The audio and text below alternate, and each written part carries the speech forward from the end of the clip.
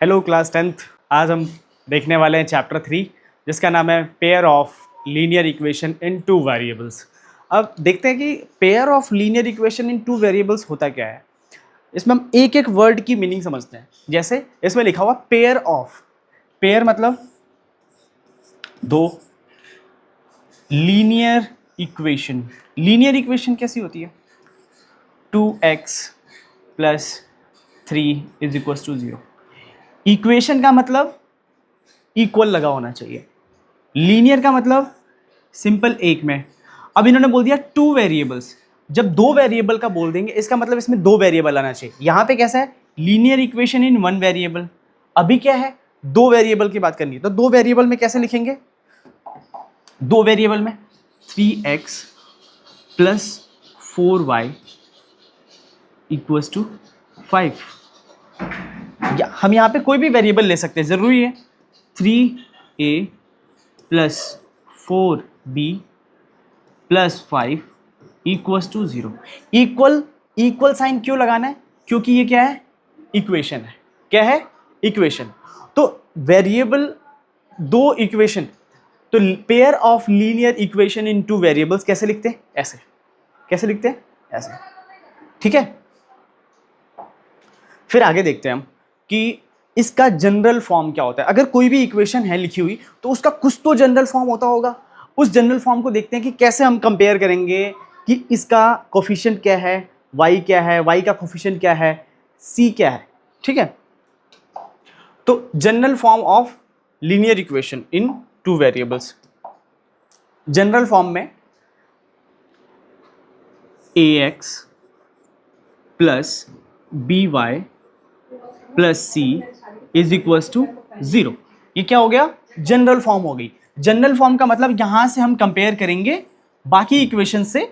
जैसे मैंने लिखा 3x plus 4y is equals to 20, ये एक मैंने इक्वेशन लिखी। अब यहां पे इस इक्वेशन और इन दोनों को कंपेयर करेंगे तो हमें कुछ मिल रहा होगा, a b c, ये तीनों चीज मिल रही होगी।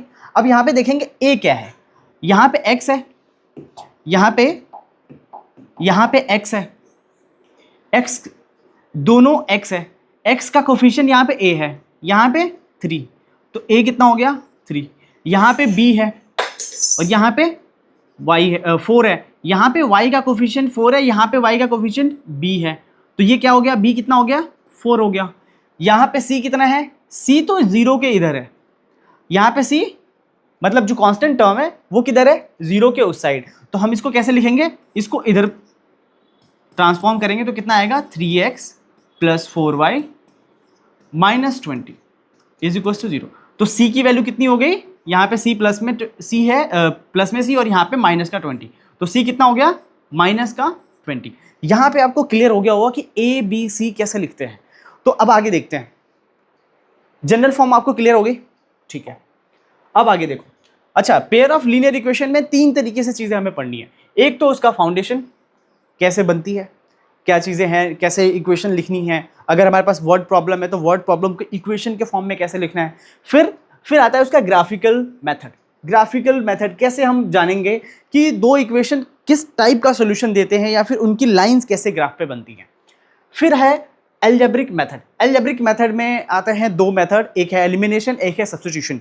ये भी आगे देखेंगे कैसे एलिमिनेट करना है इक्वेशंस को, कैसे सब्स्टिट्यूट करना है। तो चलो स्टार्ट करते हैं फाउंडेशन से। ठीक है, फाउंडेशन कैसे इक्वेशन को लिखते हैं, इक्वेशन बनाते कैसे। अगर हमारे पास कोई वर्ड प्रॉब्लम है तो उसको इक्वेशन में कैसे चेंज करते हैं। उससे भी पहले हमारे पास दो पेयर ऑफ लीनियर इक्वेशन होनी चाहिए। क्या होनी चाहिए, पेयर ऑफ लीनियर इक्वेशन, मतलब कि दो इक्वेशन होनी चाहिए। जैसे a1x plus b1y plus c1 is equal to 0। दूसरी इक्वेशन एक और होगी, पेयर ऑफ लीनियर इक्वेशन चाहिए ना दो वेरिएबल्स की, तो दूसरी होगी a2x plus b2y plus c2 equal to 0। अच्छा, यहाँ पे हम लोग a1 a2 b1 b2 c1 c2 क्यों लिख रहे हैं, क्योंकि दो इक्वेशन होगी तो उन दोनों के जो कोफिशिएंट होंगे अलग होंगे। x का कोफिशिएंट अलग होगा, y का कोफिशिएंट अलग होगा, सिमिलर सेम नहीं होंगे। जब अलग होंगे तभी तो दो इक्वेशंस अलग अलग होगी, अगर सेम होंगे तो इक्वेशंस तो सेम ही हो गई। इसलिए a1 b1 C1 और A2 B2 C2 ये लिखते हैं। फिर आते हैं इनका कंपैरिजन, ठीक है। अच्छा पहले हम इक्वेशंस बनाते कहते हैं, पहले उसके लिए देखते हैं, उसकी प्रैक्टिस कर लेते हैं। चलो क्वेश्चन लेते हैं एक, ठीक है। एक रोमीला है, जो रोमीला क्या है, हाँ इसमें यहाँ पे रोमीला है जो जाती है स्टेशनरी शॉप पे और परचेज करती है 2 पेंसिल और 3 इरेजर। तो सबसे पहले हमें लेट करना है कि pencil, late price of 1 pencil x rupees and हमारे पास 2 वेरिएबल्स। हमेशा क्वेश्चन में ध्यान देना, क्वेश्चन में 2 चीजें दी होंगी, एक को आप x ले लो, एक को y ले लो, किसी को भी x ले सकते हो, किसी को भी y ले सकते हो। तो जब 2 चीजों की बात हो और उनके नंबर्स दिए हों तो उन चीजों को उसके नंबर से मल्टीप्लाई करना है, तो टोटल कॉस्ट आ जाएगी। देन टोटल कॉस्ट आते ही फिर हम इक्वेशन बना लेंगे। तो सबसे पहले देखो आप यहाँ पे क्या लिखा हुआ है, Romila went to a stationery shop and purchased 2 pencil and 3 eraser. कितने? 2 पेंसिल्स एंड 3 इरेजर। सबसे पहले हम लोग एक पेंसिल और एक इरेजर का कॉस्ट लेट कर लेंगे, x और y। तो क्या करते हैं, let cost of 1 pencil be x and cost of 1 eraser कितना? y। अब इक्वेशन बनाते हैं अकॉर्डिंग टू क्वेश्चन। इक्वेशन, पहली इक्वेशन कैसे बनेगी, 2 पेंसिल्स एंड 3 इरेजर। तो 2 पेंसिल, एक पेंसिल का कॉस्ट है x रुपीज, तो 2 पेंसिल का 2 इंटू एक्स, 2x हो जाएगा, 2x प्लस एक इरेजर y रुपए का है, तो 3 इरेजर कितने होगा, 3y का, तो 3y इक्वल्स टू टोटल ये दोनों एक साथ खरीदने पे कितने रुपए मिल रहे, कितने रुपए का पड़ रहा था, 9 रुपए का, तो हमने लिखा 9, ठीक है। नेक्स्ट पहली इक्वेशन बन गई हमारी, इक्वेशन 1। अब इक्वेशन 2 बनाते हैं। इक्वेशन 2 कैसे बनेगी, her friend Sonali saw the new variety of pencil and eraser with Romila and she also bought 4 pencil and 6 eraser of the same kind for ₹18। मतलब 4 पेंसिल तो 4x plus 6 eraser 6y of the same kind मतलब 18 रुपए की। ये कितना हो गया, second equation. 2 equation बन गई हमारे पास। अब इन दोनों इक्वेशंस का यूज करेंगे represent the situation algebraically and graphically. क्या करना है, एल्जेब्रिकली और ग्राफिकली शो करना है इसको। तो एल्जेब्रिकली शो करते हैं और फिर उसके बाद ग्राफिकली शो करेंगे। पहले एल्जेब्रिकली शो करते हैं, फिर जो मैं आपको बता लूंगा तो फिर ग्राफ भी बना लेंगे इसको। तो एल्जेब्रिकली हमने शो कर दिया ये, ठीक है, ऐसे ही। अब इसका ग्राफ बनाने के लिए हम वापस जाते हैं, देखते हैं कि ग्राफ कैसे बनाते हैं। ग्राफ बनाने के लिए आपको क्या सीखना है। हाँ, अब आपको एक चीज मैंने बताई थी कि इक्वेशन के x को कोफिशिएंट को बोलते हैं a, y के कोफिशिएंट को बोलते हैं b और एक कांस्टेंट टर्म होता है उसको बोलते हैं c। तो इन तीनों का यूज करके हमारे पास 2 इक्वेशन है, तो a1 b1 c1 हो जाएगा और a2 b2 c2 हो जाएगा।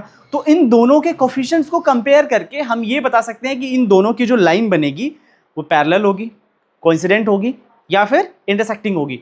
अगर इन तीनों की चीजें पता चल गई तो हम ये बता सकते हैं कि इनके कितने सोल्यूशन होंगे। एक सोल्यूशन होगा, यूनिक सोल्यूशन होगा, एक सोल्यूशन मतलब यूनिक सोल्यूशन होगा, या कोइंसिडेंट मतलब इन्फिनिटेसिमल सोल्यूशन होगा, या फिर पैरेलल मतलब नो सोल्यूशन होगा। तो हम उसको चेक करते हैं। तो होता क्या है, हमारे पास 2 इक्वेशन होती है, a1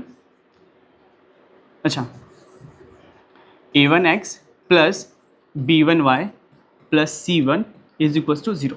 ये हमारी पहली इक्वेशन। दूसरी इक्वेशन होती है a2x plus b2y plus c2 is equal to 0। अब इनके कोफिशिएंट को हम कंपेयर करते हैं। कैसे, अगर ये a1 upon a2 not equals to b1 upon b2 हुए तो ये कैसा हो जाएगा, कंसिस्टेंट होगा। कंसिस्टेंट का मतलब यहां पे इसको क्या बोलेंगे,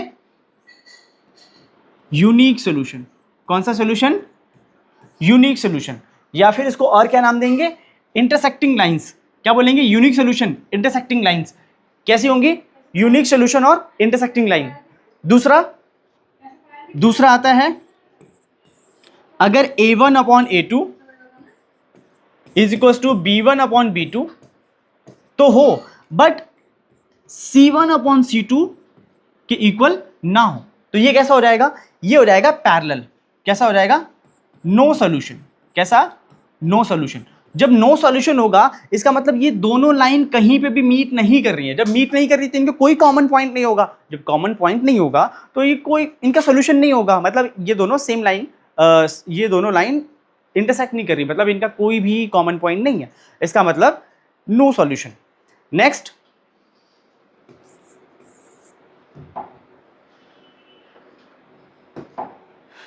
थर्ड है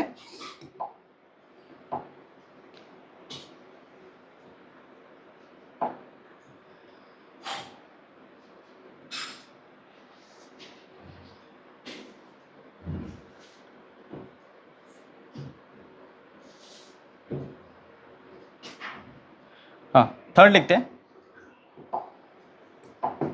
थर्ड है A1 upon A2 is equal to B1 upon B2 is equal to C1 upon C2। ये कैसा हो जाएगा, कोइंसिडेंट। कैसा, कोइंसिडेंट लाइंस। कोइंसिडेंट। अब आप ये बताओ कि अगर कोई दो लाइन आपस में एक जगह इंटरसेक्ट करें, तो हम लोग इसको बोलते हैं एक सॉल्यूशन, मतलब यूनिक सॉल्यूशन। अगर वो कहीं पे भी इंटरसेक्ट ना करें तो उसको क्या बोलेंगे, नो सॉल्यूशन।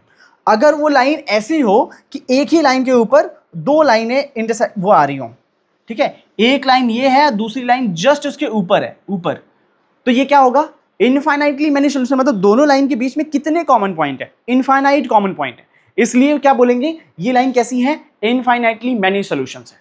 तो ये आपको सॉल्यूशंस पता चल गए। अब हम बैक चलते हैं जहां पे हमारे पास क्वेश्चन था। हाँ, ये क्वेश्चन था, इन्होंने बोला था solve the situation algebraically and graphically. Algebraically हमने कर लिया, अब इसको ग्राफिकली कर लेते हैं।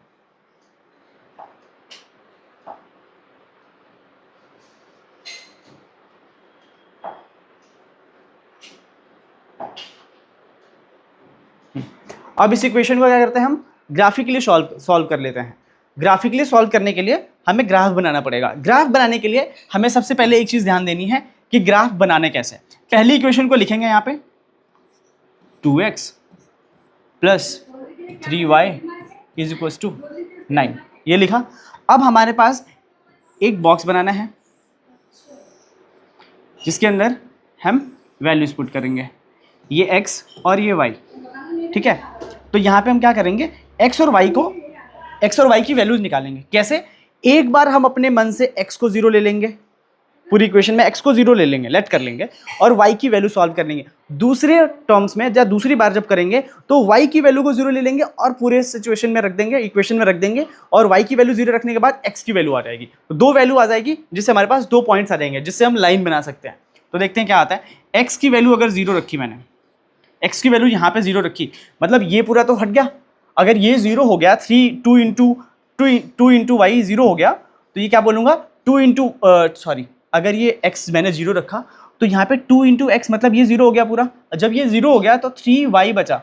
अब ये 3y है, 3y is equal to 9। y की वैल्यू कितनी आएगी, 3 जाके डिवाइड करेगा उसको 9/3, मतलब y की वैल्यू कितनी आ गई, 3। y की वैल्यू यहाँ लिख दूँ 3, ठीक है। फिर आगे देखते हैं इसमें, x की वैल्यू 0 रख ली हमने, अब y की वैल्यू 0 रखते हैं। y की वैल्यू 0 रखी, अब चेक करते हैं कि x की वैल्यू कितनी आएगी। y की वैल्यू 0 रखी, मतलब ये पूरा पोर्शन 0 हो गया। अब यहाँ पे 2x इज इक्वल टू 9 मिल गया, ठीक है। अब क्या करना है, x की वैल्यू कितनी आएगी, 9/2, मतलब 4.5। तो यहाँ पे कितनी आई, 4.55 वैल्यू, ठीक है, समझ गए। अब आगे चलते हैं, अगली इक्वेशन। इस पहली इक्वेशन के कोऑर्डिनेट्स निकल गए, लाइन के कोऑर्डिनेट्स निकल गए। अब दूसरी इक्वेशन को सेम ऐसे ही करेंगे, तो चलो करके देखते हैं। इक्वेशन के लिए हम लिखेंगे यहाँ पे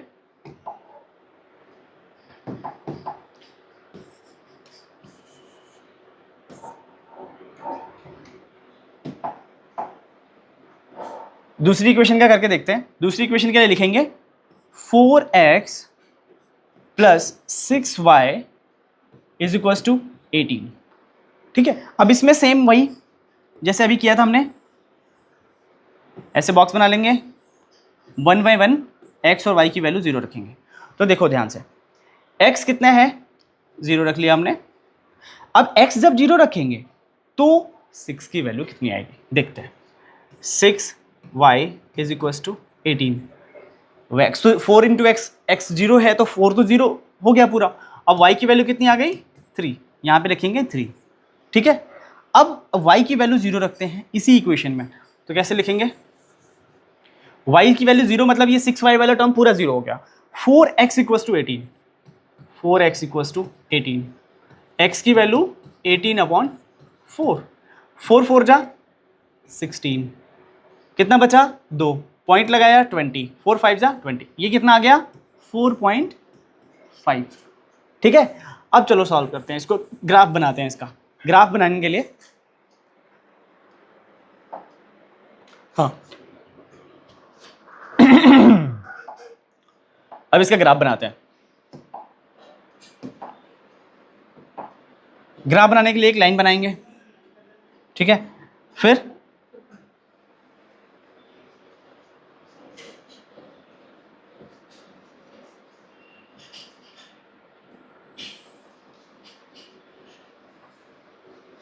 अभी ग्राफ पे लाइन बना लिया, हम अपने मन से इस पे लेट कर लेते हैं 1 2 3 4 5 6, 1 2 3 4 5 6, 1 2 3 4 5 6, 1 2 3 4 5 6 7।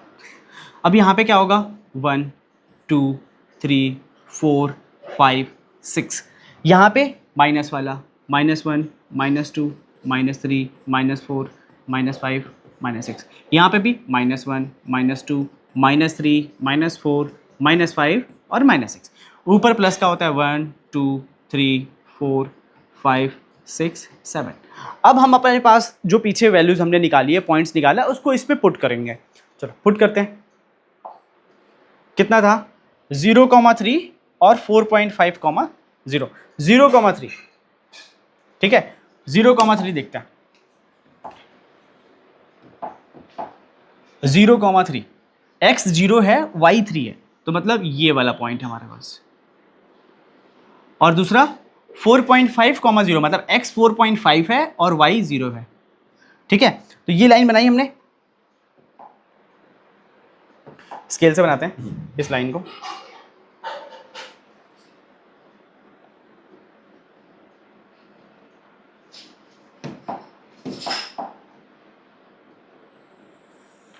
ये लाइन बनाई हो ना। दूसरी लाइन देखते हैं कहाँ पे है। दूसरी लाइन का भी ग्राफ एकदम सेम है, एग्जैक्टली सेम। ये भी 0,3 0,3 4.5, 0 4.5, 0। इसका मतलब क्या दिख रहा है हमें, कैसी लाइन नहीं है, कॉन्साइड्स कर रही है ना एक दूसरे के ऊपर। ये दोनों लाइन क्या कर रही है, कॉन्साइड कर रही है। अगर मैं दूसरी लाइन भी बनाता हूँ, तो एग्जैक्टली सेम इसी के ऊपर बनेगी। वो कैसे बनेगी, सेम इसी के ऊपर। मैं थोड़ा सा साइड करके बना देता हूँ, देखो अभी आपको दिख रहा होगा दोनों लाइन एग्जैक्टली सेम है। कैसी है, एग्जैक्टली सेम है ना, ध्यान से देखो, ये दोनों लाइन एग्जैक्टली सेम एक दूसरे के ऊपर है, मतलब कॉन्साइड कर रही हैं। अभी हमने इसके पहले देखा भी था कि ये लाइन कैसी करेंगी, कैसे कॉन्साइड करेंगी अलजेब्रिकली। अच्छा अलजेब्रिकली एक बार a1/a2 b1/b2 c1/c2 करके देख लेते हैं कि क्या ये लाइन सही में कॉन्साइड कर रही हैं। तो चलो देखते हैं इसको, यहां पे लिखते हैं a1/a2 b1/b2 c1/c2। क्या थे पॉइंट्स इनके, 2 3 9, 2 3 9।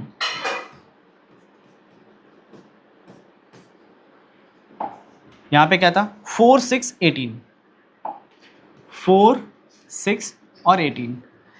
अगर हम इनको सॉल्व करेंगे, सिंप्लीफाई करेंगे, तो क्या आएगा 1/2 1/2 1/2, ठीक है। ये कितना होगा 1/2, मतलब ये तीनों इक्वल है, इसका मतलब लाइन्स विल कॉन्साइड्स, ठीक है। अब आते हैं नेक्स्ट क्वेश्चन पे। यहां तक आप लोगों को एकदम समझ में आ गया होगा, आई होप। अब आप अगले क्वेश्चंस को खुद भी साथ साथ में ट्राई करो। क्या है question, 2 rails are represented by the equations this and this represent this situation geometrically। geometrically का मतलब ग्राफ बनाना है हमें, ठीक है। तो चलो स्टार्ट करते हैं। हमारे पास इक्वेशंस पहले से दी हुई है, हमें पॉइंट्स निकालना है, ग्राफ बनाना है, ठीक है। तो चलो पॉइंट्स निकालना शुरू करते हैं। सबसे पहले फर्स्ट का पॉइंट निकालते हैं, x प्लस 2y माइनस 4। अच्छा -4 है, -4 इज इक्वल टू 0। इसके पॉइंट्स निकालते हैं। अच्छा यहां पे देखो एक चीज और है, -4 है तो कांस्टेंट को हम उधर लेके जाते हैं ताकि सॉल्व करना आपको इजी पड़े। Is equal to 4। अब यहां पे हम 1 बाई 1 वैल्यू पुट करेंगे, x y। x की वैल्यू 0 रखी, y कितना आएगा? अगर x की वैल्यू 0 रख दी तो y कितना आएगा? 2y equal to 4। y की वैल्यू कितनी आ जाएगी? 2, डिवाइड हो जाएगा, तो y की वैल्यू 2, ये 0 है। अब y की वैल्यू 0 रखेंगे, x की वैल्यू कितनी आएगी? ठीक है देखते हैं, y की वैल्यू 0 रखी, x की वैल्यू कितनी आएगी? अगर हम यहाँ पे 0 रख देते हैं, x की वैल्यू सीधे सीधे 4 आ जाएगी, 4। हमारे पास एक बॉक्स मिल गया, एक इक्वेशन एक लाइन के मिल गए। अब दूसरा देखते हैं, दूसरी लाइन के 2x प्लस 4y -12 है, उसको उधर भेज के हम लोग +12 लिख सकते हैं, ठीक है। अब यहां पे एक बॉक्स बनाते हैं, ऐसे, ये है x, ये है y। x को हमने 0 रखा, x 0 हो गया, मतलब यहां पे क्या आएगा? 4y equals to 12। y की वैल्यू कितनी आ जाएगी? 3। कितनी? 4 से 3 डिवाइड हो जाएगा, 3 आ जाएगी। y की वैल्यू 0 रख दी, अगर हम y की वैल्यू 0 रखते हैं, अगर y की वैल्यू 0 रखते हैं हम, तो y 0 रहेगा, मतलब 2x is equal to 12। x की वैल्यू कितनी आ जाएगी? 6। यहां से इसको डिवाइड करेंगे, कितनी आएगी? 6।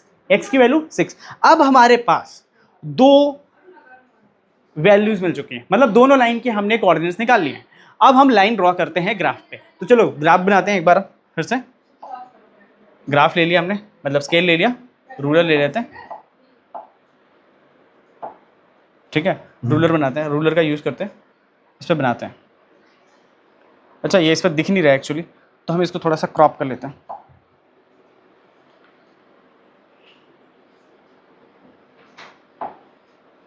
इसको क्रॉप करना पड़ेगा, ठीक है। चलो ये क्रॉप हो गया, ठीक है। अब हम रूलर लेते हैं और इस पर ग्राफ बनाते हैं।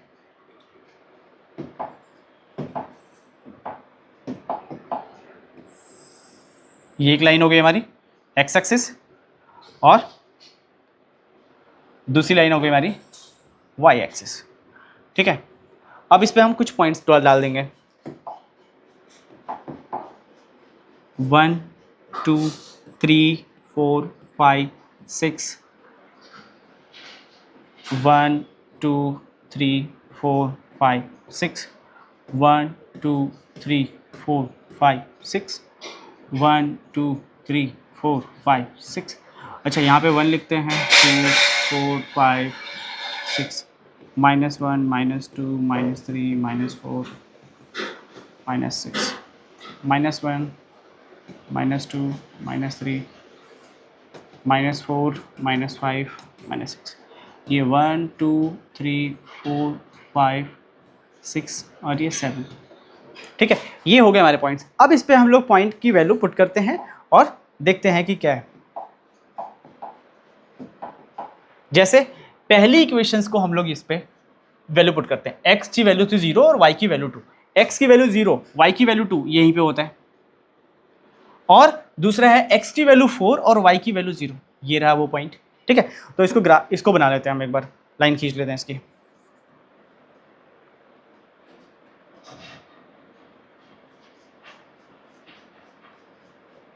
ये s, अब हमारे पास कौन सी लाइन आ जाएगी? एक लाइन खींच लेते हैं, ये लाइन आ गई, ठीक है। अब दूसरी वैल्यू पुट करते हैं। दूसरी वैल्यू है 0,3। दूसरी वैल्यू कितनी है? 0,3। कितनी? 0,3। 0,3। x 0 है, y 3 है, ये रहा वो पॉइंट। और x की वैल्यू है 6 और y है 0, ये रहा वो पॉइंट। हम इन दोनों को ग्राफ ड्रॉ कर लेते हैं, इन दोनों का।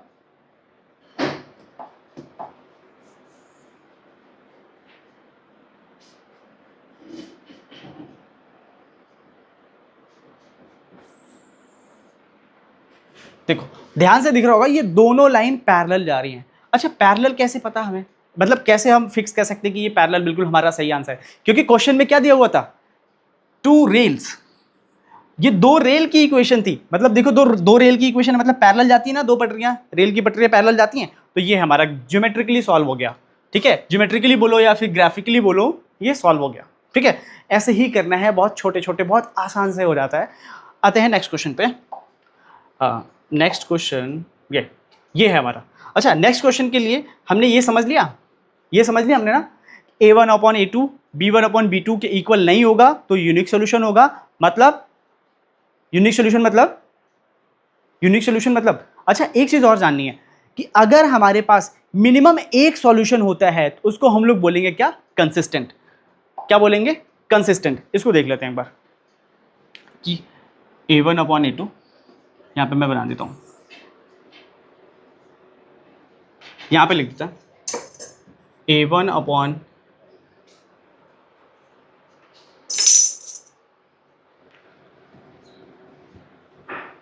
यहां पे हम लिख देते हैं a1/a2 is not equals to b1/b2।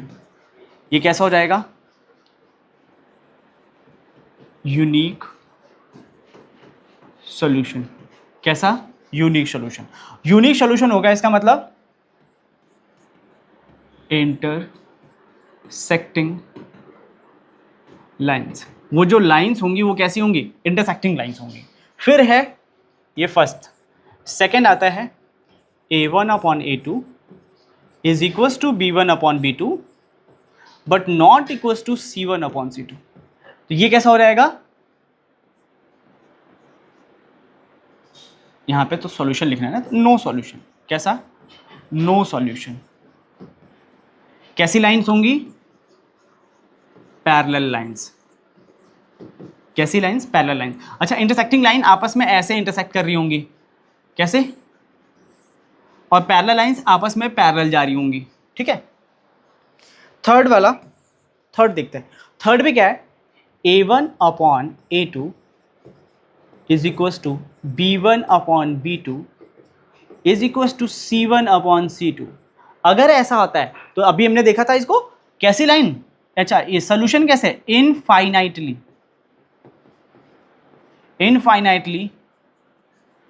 Many solution. Infinitely many solution lines कैसी हो जाएंगी, कॉन्सिडेंट लाइंस। ठीक है, कैसी लाइन, एक लाइन ये है, उसी के ठीक ऊपर एक और लाइन ऐसे। ठीक है, 2 लाइन क्या करेंगी, कॉन्साइड करेंगी। क्या करेंगी, कॉन्साइड करेंगी। ठीक, तो ये चीजें समझ गई। अब इसमें एक चीज और क्या समझने वाली बात क्या है, देखो अगर किसी भी लाइन की इक्वेशन में अगर हमने ऐसा निकाला और अगर उसका एक भी point, minimum at least 1 point common है, तो क्या बोलेंगे, वो लाइन कैसी है, कंसिस्टेंट।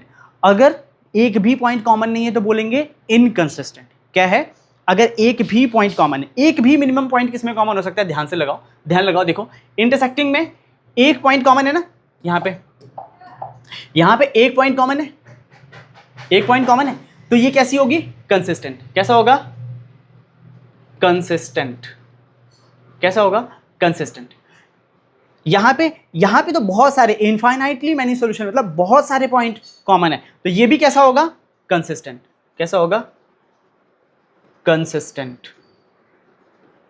और पैरेलल लाइंस, एक भी पॉइंट कॉमन नहीं है, देखो कोई भी पॉइंट कहीं पे इंटरसेक्शन नहीं हो रहा, कॉमन ही नहीं है, तो इसका क्या बोलेंगे, इनकंसिस्टेंट।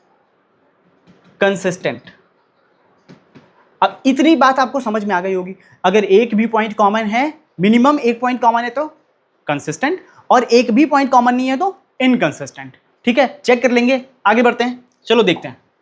हाँ, अब इसमें हमें चेक करके दिखाना है, on comparing a1/a2 b1/b2 c1/c2 find whether the lines representing the following pair of equation intersect at a point or parallel और कॉन्सिडेंट। मतलब अभी हमें इंटरसेक्शन, कॉन्सिडेंट और पैरेलल ही बताना है, तो चेक करते हैं।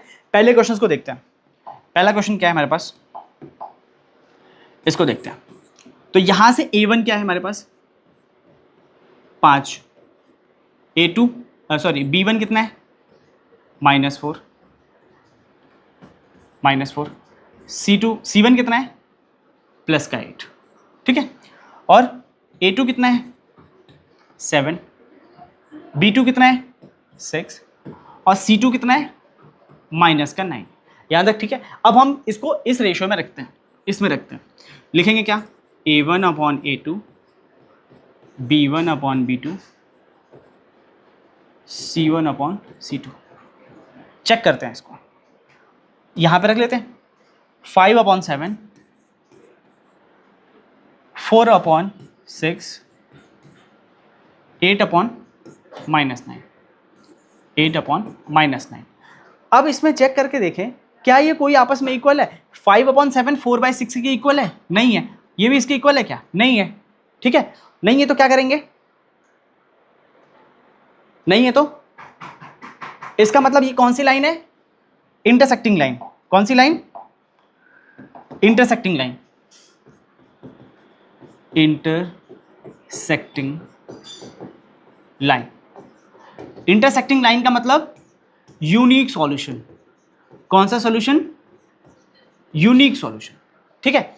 अब हमने देखा कि A1 upon A2 is not equal to B1 upon B2, तो इसकी तो कोई बात ही नहीं है, ठीक है। अगर इसको फॉलो करेगा, इसको फॉलो करेगा तो हम क्या बोल देंगे, यूनिक सॉल्यूशन। क्या बोलेंगे, इंटरसेक्टिंग लाइंस। अब आते हैं दूसरे क्वेश्चन को चेक करते हैं। दूसरे क्वेश्चन में देखते हैं, दूसरे क्वेश्चन में क्या दिया हुआ है। दूसरे क्वेश्चन में हम पहले A1 A2 B1 B2 C लिखते हैं। A1 कितना है, 9, B1 कितना है, 3, और C1 कितना है, 12। अच्छा, A2 कितना है, 18, B2 कितना है, 6, और C2 कितना है, 24, ठीक है। अब इसको हम A1 upon A2, B1 upon B2 और C1 अपॉन C2 में पुट करके देख करते हैं। A1 अपॉन A2 कितना, 9 अपॉन 18, 9 अपॉन 18, 3 अपॉन 6 और 12 अपॉन 24। अब चेक करते हैं, 2 जा, ये भी 2 जा। इसका मतलब 1 upon 2 equals to 1 upon 2 equals to 1 upon 2। It means ये इसको फॉलो कर रहा है। अगर ये इसको फॉलो कर रहा है तो क्या आता है, कॉन्सिडेंट लाइन। कौन सी line, coincident lines. Coincident lines, coincident line का मतलब इनफाइनाइटली मैनी सॉल्यूशन। कौन सा solution, infinitely many solution. Lines कैसी बनती हैं, ऐसे कोई लाइन है, उसी के ऊपर एक और लाइन, ऐसे बिल्कुल इसके ऊपर कॉन्साइड करती हुई, ठीक है। अब आते हैं थर्ड क्वेश्चन को देखते हैं। थर्ड क्वेश्चन में क्या दिया हुआ है। अच्छा, क्वेश्चन चेंज हो गया, ठीक। थर्ड क्वेश्चन को देखते हैं, यहां तक आपको समझ में आया होगा। थर्ड क्वेश्चन एक बार और करते हैं, फिर नेक्स्ट क्वेश्चन के तरफ पहुंचेंगे।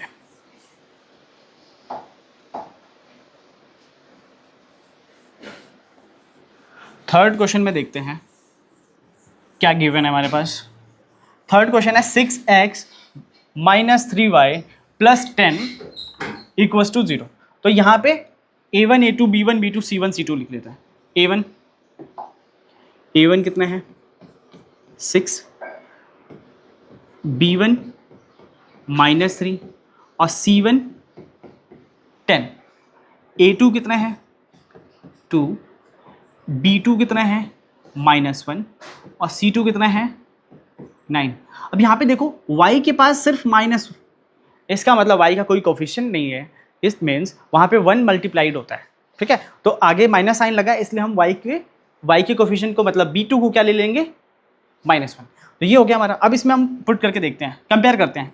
6 upon 2 is equal to -3 upon -1 is equal to 10 upon 9। अच्छा, 6 अपॉन 2 को हम लिख सकते हैं 3 अपॉन 1, ये माइनस माइनस कट गया तो 3 अपॉन 1, लेकिन ये 10 अपॉन 9 ये तो नहीं आ रहा, मतलब ये नॉट इक्वल है। तो अभी हमारे पास क्या रिजल्ट आया, 3 अपॉन 1 मतलब A1 upon A2 B1 upon B2 के इक्वल आया। इसका मतलब क्या है, ये कैसी लाइंस होंगी, पैरेलल।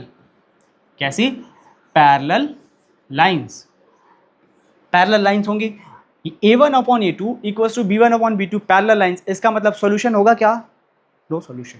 क्या होगा, नो सॉल्यूशन, क्योंकि इनके बीच में क्या कोई कॉमन पॉइंट है, नहीं है, तो क्या होगा, नो सॉल्यूशन। ठीक है, अब आते हैं नेक्स्ट क्वेश्चन पे, जिसमें हमें ये बताना है कि कंसिस्टेंट है या इनकंसिस्टेंट है। कंसिस्टेंट इनकंसिस्टेंट मैंने अभी बताया था कि अगर एक भी पॉइंट कॉमन है तो क्या होगा, कंसिस्टेंट। अगर एक भी पॉइंट कॉमन नहीं है तो क्या होगा, इनकंसिस्टेंट। ठीक है, तो आते हैं नेक्स्ट क्वेश्चन पे। ये है question, on comparing the ratio A1 upon A2 B1 upon B2 and C1 upon C2 find whether the following pair of linear equation consistent और इनकंसिस्टेंट। तो चलो चेक करते हैं। कंसिस्टेंट,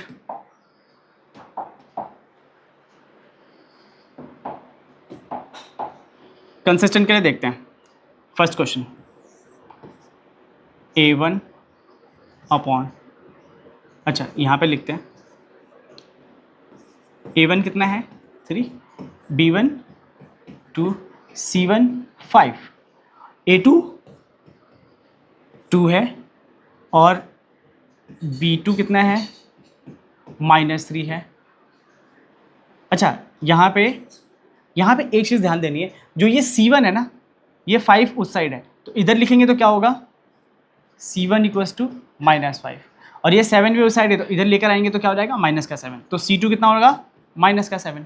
ठीक, अब इसको लिखते हैं, कंपेयर करते हैं, 3 अपॉन 2, 2 अपॉन -3, -5 अपॉन -7, ये तो कट गया माइनस माइनस।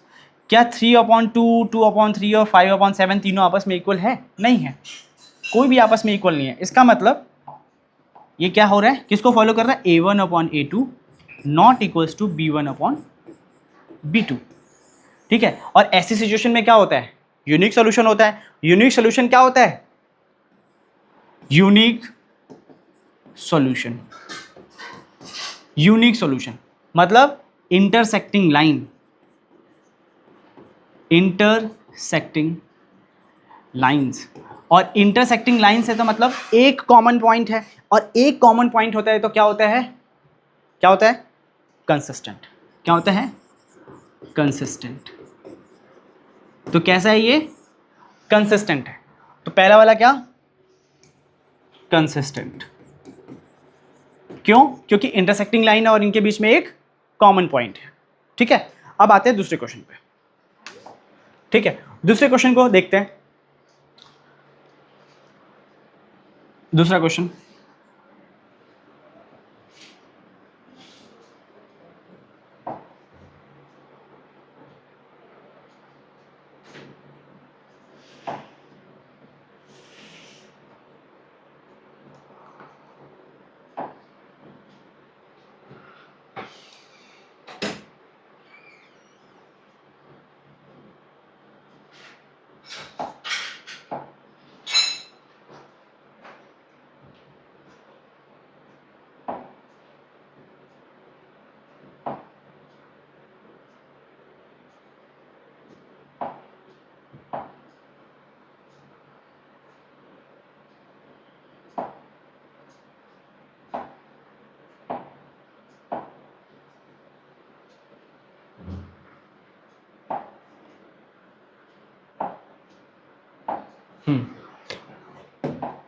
दूसरे क्वेश्चन पे आते हैं। दूसरा क्वेश्चन, A1 2 है, इसको A1 2 है, B1 -3 है और C1 -8 है। -8 क्यों, क्योंकि 8 के इक्वल के साइड उधर है। अब A2 कितना है, 4 है, B2 कितना है, -6 है, और C2 कितना है, -9 है। ठीक, अब इसको कंपेयर कर लेते हैं। 2 अपॉन 4 -3 अपॉन -6 -8 अपॉन -9। इसका यहाँ पे आपको साफ दिख रहा है, इसको सॉल्व करेंगे 1 अपॉन 2 मिलेगा, इसको सॉल्व करेंगे माइनस माइनस कैंसिल हो जाएगा, 1 अपॉन 2 मिलेगा, और इसको सॉल्व करेंगे तो 8 अपॉन 9 मिलेगा। तो क्या 8 अपॉन 9 1 अपॉन 2 के इक्वल है, नहीं है, तो इसका मतलब ये नॉट इक्वल। अब ये किसको किसको रिप्रेजेंट कर रहा है,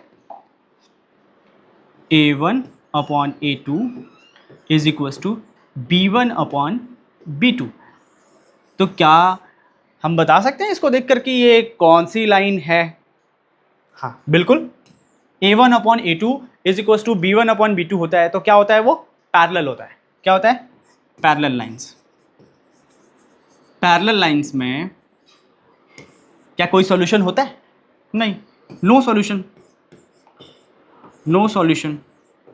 जब नो सॉल्यूशन होता है तो एक चीज और बताई थी, जब नो सॉल्यूशन होगा तो कैसा हो जाएगा? वो इनकंसिस्टेंट। कैसा हो जाएगा? इनकंसिस्टेंट। इनकंसिस्टेंट। कैसा हो जाएगा? इनकंसिस्टेंट। तो दूसरा वाला क्या हो गया? इनकंसिस्टेंट। ठीक, अब आते हैं थर्ड पे। थर्ड पे आते हैं। थर्ड क्वेश्चन देखते हैं। थर्ड क्वेश्चन में A1 क्या है हमारे पास? 3/2। B1 क्या है? 5/3। और C1 क्या है? -7। इसमें कंफ्यूज नहीं होना है कि A1 और B1 जो हमारा रेसिप्रोकल में दिया हुआ था उसको कैसे करेंगे। बहुत सिंपल होता है। A2 9, B2 -10 और C2 14। कंपेयर करके देखते हैं। 3/2 अपॉन 9 5/3 अपॉन -10 -7/14। इसको कंपेयर करते हैं तो सबसे पहले देखो ये जो 2 है, ये जो 2 है, ये जो 2 है इस 9 के पास आ जाएगा, मल्टीप्लाई हो जाएगा। और ये 3 है इस 10 के पास आ जाएगा, मल्टीप्लाई हो जाएगा। क्या लिखेंगे फिर इसको हम? इसको लिखेंगे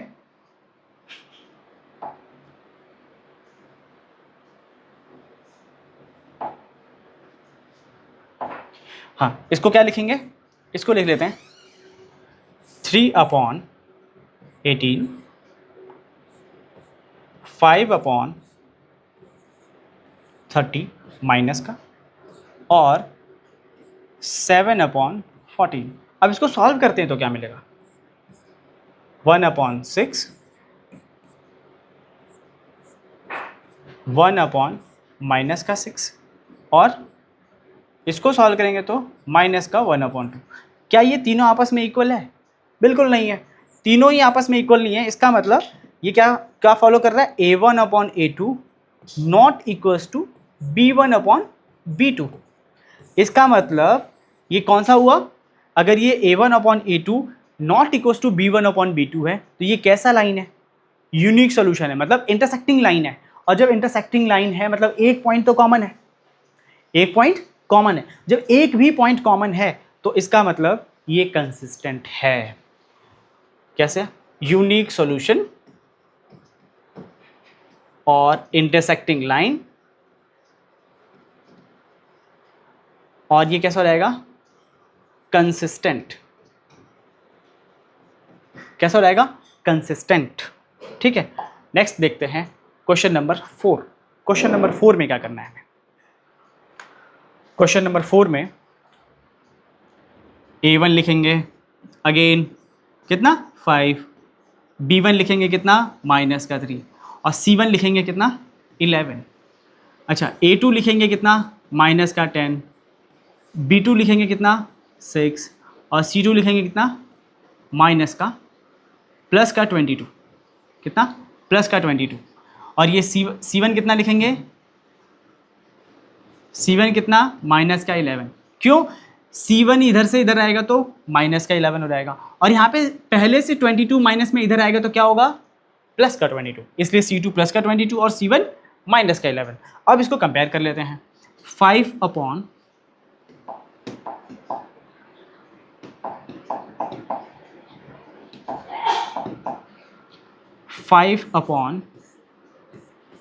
माइनस में -3/6 -11/22। अब अगर सभी को देखेंगे तो ये सब -1/2 -1/2 -1/2 के रेशियो में है। इसका मतलब ये कैसी लाइन है? A1/A2 B1/B2 और C1/C2 जब तीनों इक्वल होते हैं तो कैसी लाइन होती है? Coincident line, very good. कैसी लाइन? Coincident line. तो यहाँ पे लिख देंगे कोइंसिडेंट लाइंस। और जब कोइंसिडेंट लाइंस होती हैं तो कितने सोल्यूशन होते हैं? इनफाइनाइटली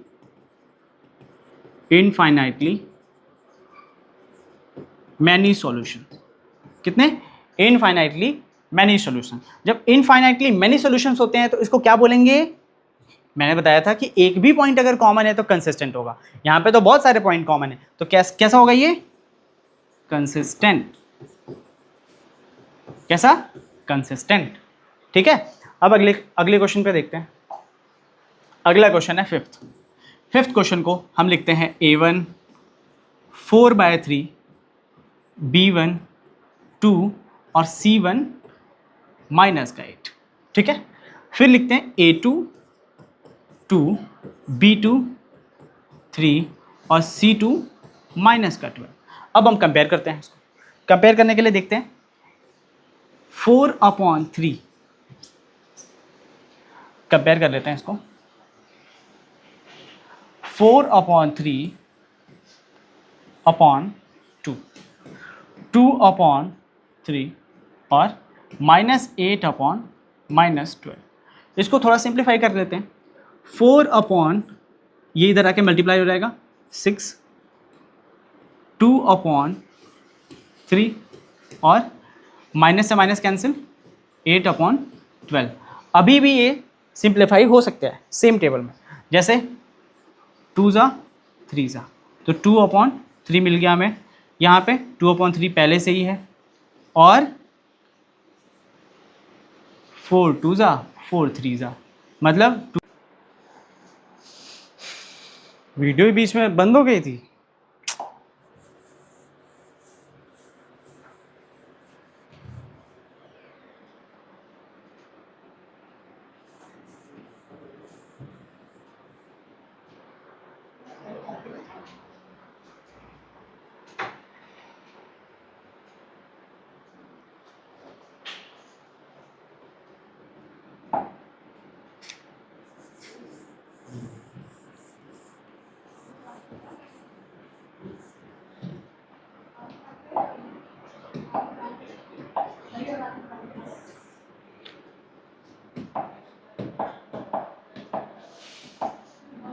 तो यहाँ पे देखेंगे कि क्या आ रहा है। इसको लिखेंगे तो 4/6 और ये है 2/3 और ये है 8/12। अभी भी इन सबको देखेंगे तो सब क्या है? 2/3। ये भी डिवाइड होके 2/3 आएगा, ये भी डिवाइड होके 2/3 आ जाएगा। ठीक है। B1/B2 और C1/C2 के इक्वल है, इसलिए हम लोग क्या बोलेंगे? ये कैसी लाइन है? Coincident line. कैसी लाइन है? Coincident lines. कैसी लाइन? Coincident line. और क्या है ये? Infinitely many solution. कैसा है? Infinitely many solution. और इसलिए ये क्या होगा? कंसिस्टेंट। कैसा हो जाएगा? Consistent. Consistent pair of equations. Pair of equation. I hope आपको समझ में आ गया होगा। तो आगे हमें पढ़ना है। तो अगला टॉपिक है हमारा आज सब्स्टिट्यूशन और एलिमिनेशन। सब्स्टिट्यूशन और एलिमिनेशन का क्या यूज़ है? तो सब्स्टिट्यूशन में क्या करना होता है और एलिमिनेशन में क्या करना होता है? सब्स्टिट्यूशन में हमें बेसिकली किसी एक वेरिएबल के प्लेस पे दूसरी इक्वेशन से वैल्यू निकाल के पहले इक्वेशन के वेरिएबल में पुट करना होता है। मतलब वैल्यू को सब्स्टिट्यूट करना होता है एक इक्वेशन से दूसरी इक्वेशंस में। और एलिमिनेशन में होता है हमारे पास कि उसके कोफिशिएंट्स को इक्वल करें और प्लस या फिर माइनस करके उसको एलिमिनेट कर दें। तो इसका एक छोटा सा एग्जांपल मैंने लिया है, एग्जांपल से समझाता हूँ मैं आपको कि एलिमिनेशन और सब्स्टिट्यूशन में क्या बेसिक सा डिफरेंस है। सब्स्टिट्यूशन और एलिमिनेशन। सब्स्टिट्यूशन में क्या करना होता है? हमें एक इक्वेशन से वैल्यू निकाल के दूसरे इक्वेशन में वैल्यू पुट करनी होती है। ठीक है। तो ये है सब्स्टिट्यूशन। सब्स्टिट्यूशन से हम लेते हैं फर्स्ट फ्रॉम इक्वेशन 1। इक्वेशन 1 से सब्स्टिट्यूशन से वैल्यू निकालते हैं। जैसे एक वेरिएबल की वैल्यू निकाली x - y = -1 है। यहाँ से हम क्या करेंगे? x को रोकेंगे, y को उधर भेज देंगे, तो x = -1 + y। ठीक है, अब इसको हम ऐसे लिख सकते हैं ना, x is equal to y minus one. ठीक है, ये हो गया, x is equal to y minus one. अब इस वैल्यू को हम सेकेंड में पुट करेंगे। क्यों सेकेंड में पुट करेंगे? क्योंकि ये वैल्यू हमने फर्स्ट से निकाली है। अब फर्स्ट से निकालने के बाद हम सेकेंड में पुट करेंगे, सेम इक्वेशन में वैल्यू पुट नहीं करनी है, इस बात का ध्यान देना है। सेकेंड में जब वैल्यू पुट करेंगे तो कितना आएगा, ये इक्वेशन थर्ड ले लो आप, from equation 3 on putting value of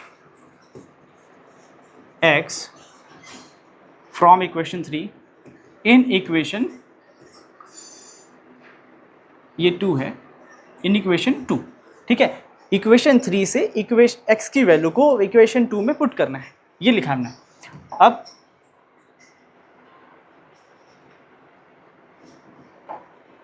equation 3 की वैल्यू से x की वैल्यू यहाँ पुट करनी है, तो यहाँ पे है x plus y is equals to 5 लिखा हुआ है, तो y minus one plus y is equals to 5।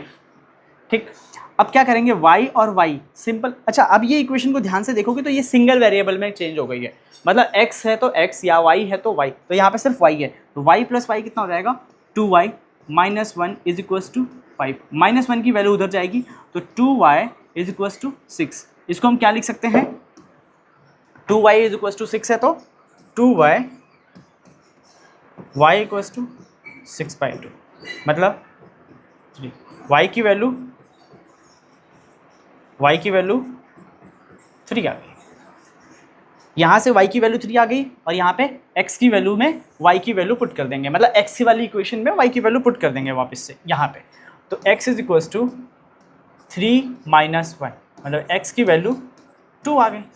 यहाँ से हमारे पास दोनों वैल्यू आ गई। अच्छा, एक वेरिएबल की वैल्यू जब आती है ना, तो आप जरूरी नहीं है सिर्फ इसी में रखोगे, आप 1 में 2 में 3 में किसी एक में वैल्यू रख दो और आपको दूसरे वेरिएबल की वैल्यू मिल जाएगी। ये था सब्स्टिट्यूशन, बहुत ही सिंपल, ये था सब्स्टिट्यूशन जो कि बहुत सिंपल है। इक्वेशन 1 और इक्वेशन 2, इन दोनों में से किसी एक वेरिएबल की वैल्यू को निकालना है, दूसरे इक्वेशन में वैल्यू को सब्स्टिट्यूट करना है।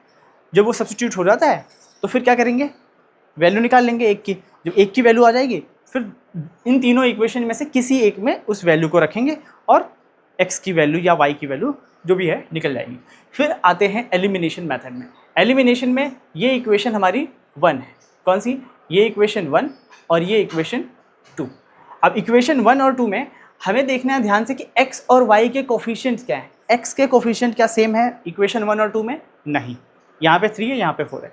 यहाँ पे सेम है क्या, यहाँ पे 4 है, यहाँ पे 3 है, अभी भी सेम नहीं है। तो हम अपनी तरफ से एक कोई कांस्टेंट नंबर का मल्टीप्लाई कर सकते हैं किसी भी इक्वेशन में, ठीक है। बट हाँ, सिर्फ x में नहीं करना, वो पूरी होल इक्वेशन में मल्टीप्लाई होना है, इस पूरे होल इक्वेशन में, ठीक है। अब हमें यहाँ पे एक काम करना होता है, मल्टीप्लिकेशन करने के साथ हमें एक चीज़ और ध्यान देना है कि x या तो y के कोफिशिएंट्स आपस में इक्वल हो जाए, कोई ऐसे नंबर से मल्टीप्लाई करना है। जैसे यहाँ पे 4 है, यहाँ पे 3 है, अगर मैं ऊपर 4 और नीचे 3 से मल्टीप्लाई करूँ तो यहाँ पे भी 12 होगा और यहाँ पे भी 12 होगा, ये दोनों बराबर हो जाएंगे। बाकी जो भी नंबर मल्टीप्लाई करने के बाद आएंगे उनको हम सॉल्व कर लेंगे फर्दर। तो चलो हम दिमाग लगा के थोड़ा सा सोचते हैं।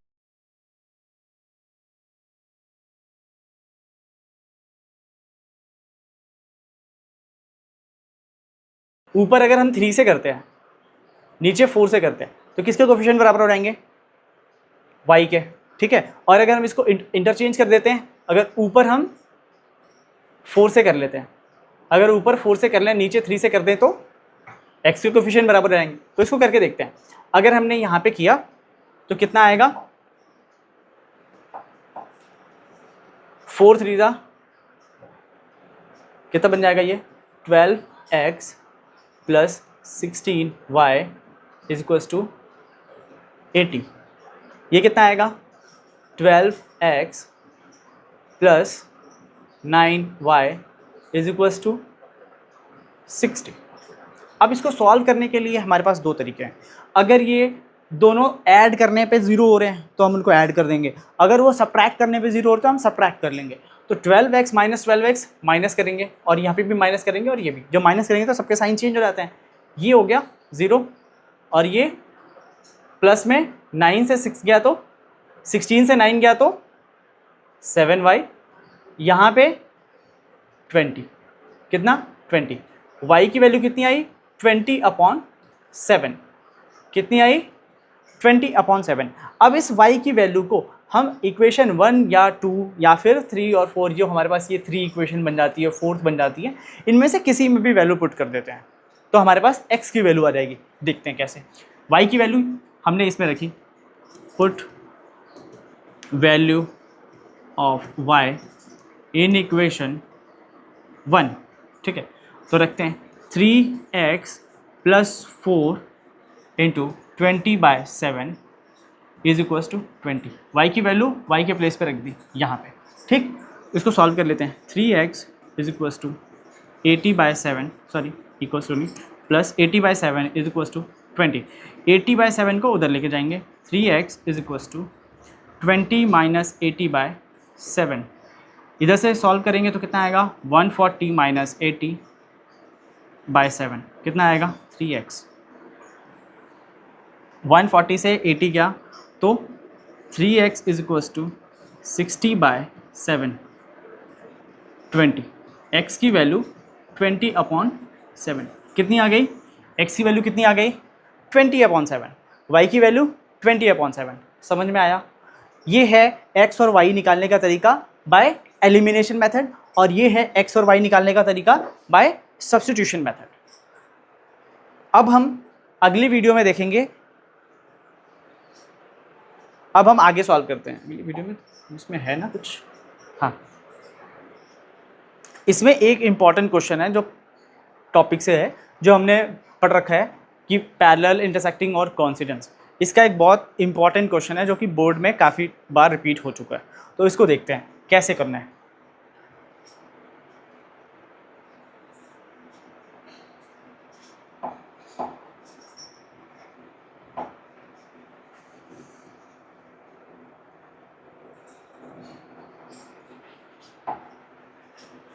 इस क्वेश्चन को हमने यहाँ रख लिया।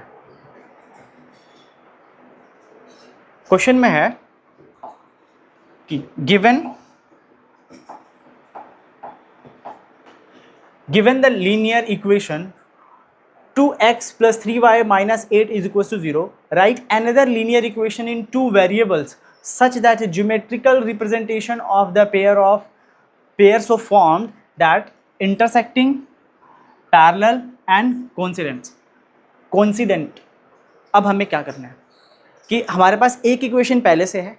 अच्छा, पहले इसको समझो, होता क्या था, हमारे पास एक इक्वेशन पहले से है ना, 2x + 3y - 8 को हम लिखते हैं इक्वल्स टू 8, उस साइड लिख देते हैं। ये एक इक्वेशन हमारे पास पहले से, ये गिवन है, गिवन। अब ये पहला इनका है क्वेश्चन कि इंटरसेक्टिंग होना चाहिए। कैसा? Intersecting lines. इंटरसेक्टिंग लाइंस हो मतलब एक इक्वेशन ये है, एक इक्वेशन हमें खुद से सोचनी है जो उन दोनों को, इसको और जो हम बनाएंगे उसको कंपेयर करें, उनके रेशियोज को, तो वो कैसा आना चाहिए इंटरसेक्टिंग। इंटरसेक्टिंग कब आता है, रिमाइंड करो, इंटरसेक्टिंग कब आता है? जब यूनिक सोल्यूशन होता है। जब यूनिक सोल्यूशन होता है तो क्या होता है, a1/a2 not equals to b1/b2, यही होता है। तो चलो सॉल्व कर लेते हैं इसको। हमारे पास यहाँ पे a1 है 2/3, यहाँ पे 2 है और a2 है, नॉट इक्वल्स टू 3 है और b2 है। अब यहाँ पे a2 और b2 को हमें ऐसी कुछ वैल्यूज लेनी है खुद से जो कि नॉट इक्वली हो, तो हम यहाँ पे अपने से कोई एक वैल्यू ले लेते हैं, 4 ले लेते हैं, यहाँ पे ले लेते हैं 10, हो गया। कोई भी रैंडम वैल्यू ले लेते हैं, बस नॉट इक्वल होना चाहिए, नॉट इक्वल को वो सेटिस्फाई करना चाहिए। अगर हमारे पास ये है और ये है, c को कोई भी कांस्टेंट ले लो, 0 से लेके 100,000 इनफाइनाइट तक कोई भी वैल्यू ले लो c की, ठीक है, वो इसमें फिट हो जाएगी। तो इंटरसेक्टिंग के लिए द इक्वेशन यहाँ पे लिख लो, रिक्वायर्ड इक्वेशन इज, क्या लिखोगे, ये हमने लिया 4, तो 4x प्लस या माइनस कुछ भी लगा लो, वैसे तो यहाँ पे प्लस है तो 10y, c को हम कुछ भी ले लेते हैं, 10 ले लो, प्लस 10 इज इक्वल्स टू 0। ये हमारे पास रिक्वायर्ड इक्वेशन। बहुत ज़्यादा नहीं सोचना है इसमें, सिंपल है, लॉजिक आपको पता है। इक्वेशन दे रखी है, दूसरी इक्वेशन हमें सोचनी है और वो फिट बैठनी चाहिए इंटरसेक्टिंग के लिए। a1/a2 not equal to b1/b2 होना चाहिए। तो a2 और b2 को हम, हमारी फ्रीडम है, कोई भी क्वेश्चन कोई भी वैल्यू ले सकते हैं, तो हम यहाँ पे कोई भी रैंडम वैल्यू ले लें, बस इक्वल नहीं होना चाहिए उनका रेशियो आपस में, ठीक है। तो ये हो गया। अब आते हैं दूसरे क्वेश्चन पे, पैरेलल। जब पैरेलल करना हो तो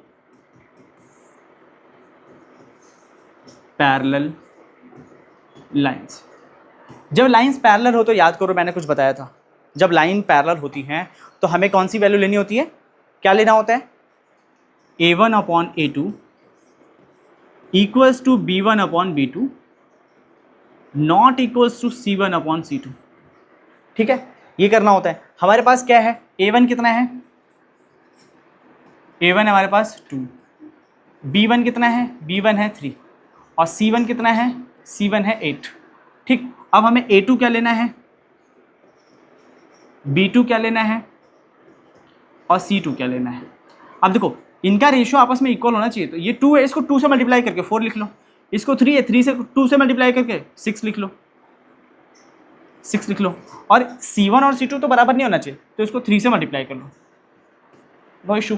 अब हो गया बराबर, a1/a2 equals to b1/b2 not equals to c1/c2। Certify कर गया इसको, बिल्कुल कर गया। कैसे देखते हैं, वैल्यू रख के 2/4 equals to 3/6 not equals to 8/24। कैसे देखो, ये 1/2 है, ये भी 1/2 है, ये तो 1/3 है, हो गया सेटिस्फाई। तो हम लिख देंगे रिक्वायर्ड इक्वेशन, क्या लिखेंगे, रिक्वायर्ड इक्वेशन कितना, इनके जो कोफिशिएंट हमने a2 b2 और c2 लिए हैं उसको रख लेते हैं वैल्यू में, तो रखेंगे तो कितना आएगा, 4x plus 6y is equal to 24। हो गया, इजी, समझ में आया। अब आगे दूसरे वाले पे आते हैं, लास्ट वाले पे, थर्ड वाले पे, कोइंसिडेंट पे। कोइंसिडेंट में क्या करना है,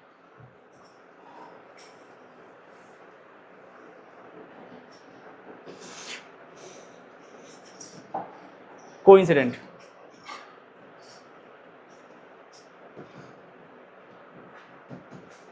कोइंसिडेंट, कोइंसिडेंट लाइंस।